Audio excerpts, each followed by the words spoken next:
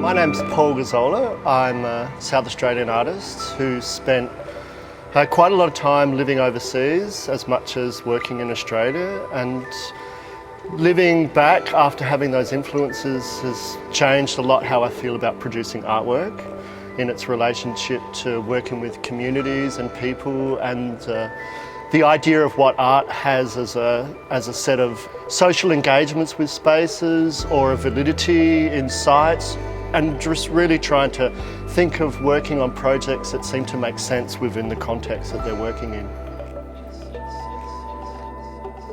So my practice is considered multidisciplinary by nature, which means that I work across a lot of disciplines: visual art practice, performance, architecture-based works, urban ideas about space and activity.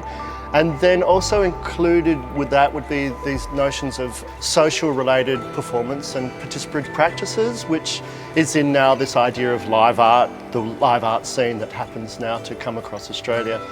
I don't think I'd like to consider my work in any set defined category.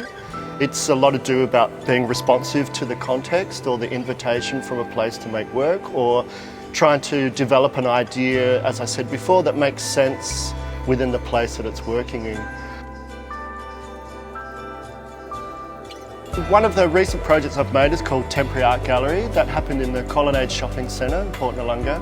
We took over an old pet shop that wasn't being used in the shopping mall there, and we turned it into a space where we invited local members of the community to bring objects that were around the idea of art, but we were asking them to bring objects that felt had a historical connection to the area or had meaning for them about the history of the place. And at the same time we were doing interviews with them, asking them about the works, what it meant.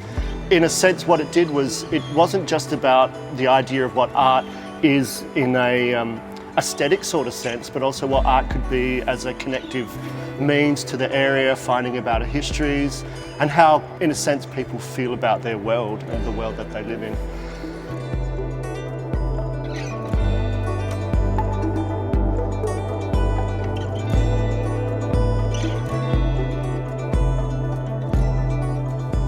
So living in South Australia, living in Christie's Beach, what that kind of does is that it means that I'm faced with a reality that's not the reality of the art world. Provides me with a really interesting position and a really interesting community to engage with, which are people that go to work and come home, walk their dog on the beach, might go and see a movie, have a few beers down the pub, but they go shopping, you know, they go to community places and they engage with the space around them and they talk about their community.